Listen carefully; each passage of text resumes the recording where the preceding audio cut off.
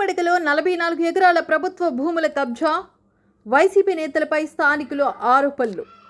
అచ్యుతాపురం మండలం పూడిమడిక గ్రామంలో సుమారు 44 ఎకరాల ప్రభుత్వ భూముల కబ్జా వ్యవహారం వెలుగులోకి వచ్చింది.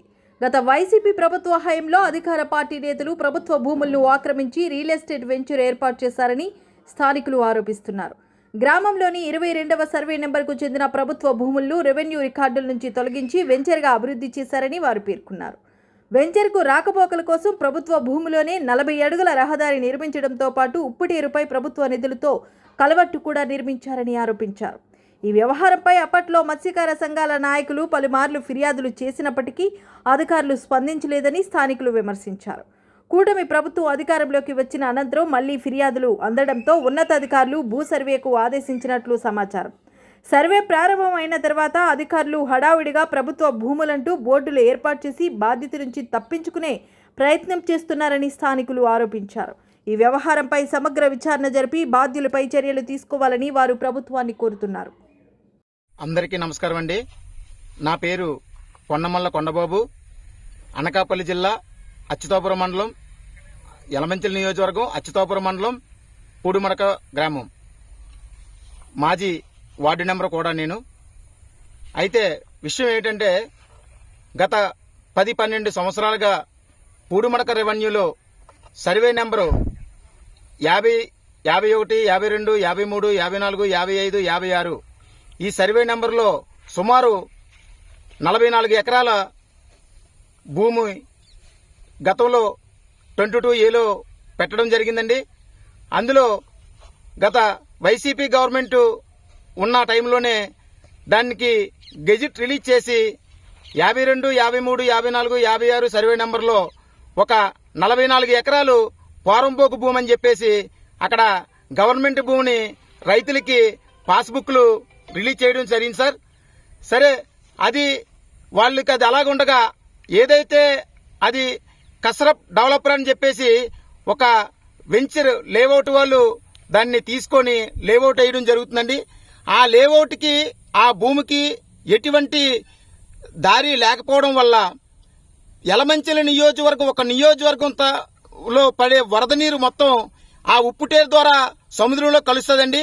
అటువంటి సముద్రంలో కలిసే ఉప్పుటేరుని అడ్డుగా రోడ్డు వేసి సొంత నిధులతో ఎమ్మెల్యే కన్నబాబురాజు గారు కనీసం గ్రామ తీర్మానం గాని, ఒక జనరల్ బాడీ మీటింగ్ గాని, ఎటువంటి కార్యక్రమాలు లేకుండా ఒక స్పెషల్ ఆఫీసర్ టైంలో ఒక స్పెషల్ ఆఫీసర్ని భయపెట్టి ప్రలోభ పెట్టి ఆయనతో చిన్న లెటర్ తీసుకొని ఆ యొక్క దారిని నియమించడం జరిగిందండి.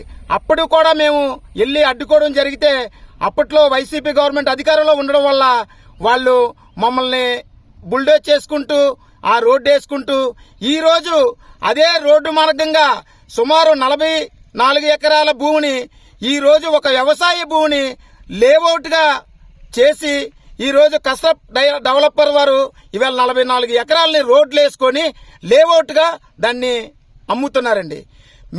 మేము చెప్పేది ఏంటంటే, అది వరదలు వచ్చినప్పుడు గ్రామానికి చాలా ముప్పు వాటిల్లుతుందండి.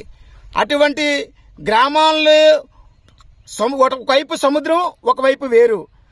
సుమారు 9,000 ఓటులు ఉన్న గ్రామం, 15,000 మంది మత్స్యకారులు జనాభా ఉన్న గ్రామాన్ని ఇలాంటి ఇరిగేషన్ రోడ్ కాలువల్ని, ఉప్పుటేర్లని పూడ్చి లేఅవుట్లు వేసి రోడ్లు పెడితే రేపు భవిష్యత్తులో గ్రామం వరదలు వచ్చినప్పుడు ముంపుకు గురవడానికి 100% ఛాన్స్ ఉందండి.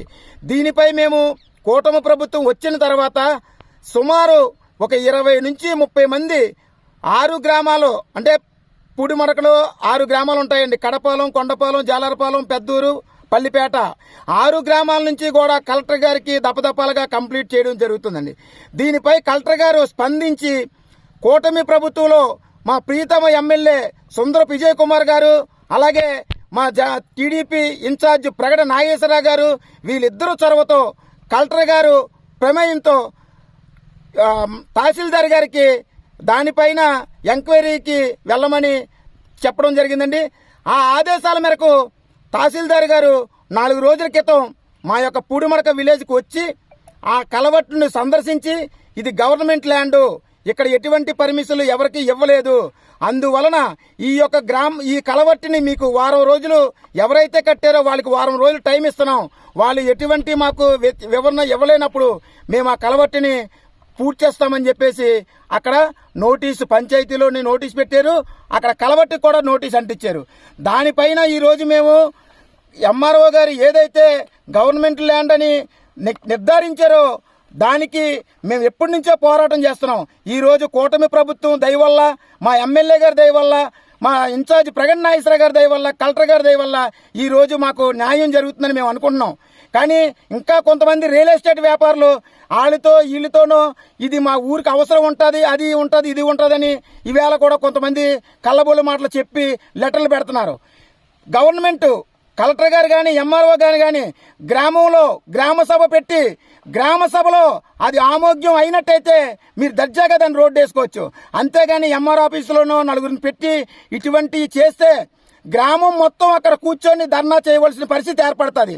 అటువంటి పరిస్థితులు రాకుండా కూటమి ప్రభుత్వం అయినటువంటి ఎమ్మెల్యే గారు అయినటువంటి విజయ్ కుమార్ గారు దీని మీద గట్టిగా దృష్టి పెట్టాలి.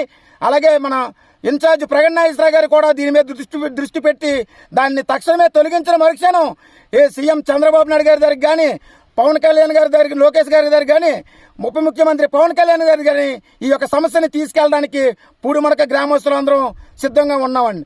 అక్కడ వరకు వెళ్లకుండా అధికారులు ఏదైతే దీనికి నోటీస్ ఇచ్చారో నోటీసుకి కట్టుబడి ఆ యొక్క కలవట్టిని కూర్చి ఆ రోడ్డుని కూడా తొలగించవలసిందిగా కోరుకుంటూ నాకు ఇంత అవకాశం ఇచ్చిన అందరికీ ధన్యవాదాలు తెలియజేసుకుంటూ సెలవు తీసుకుంటున్నాను.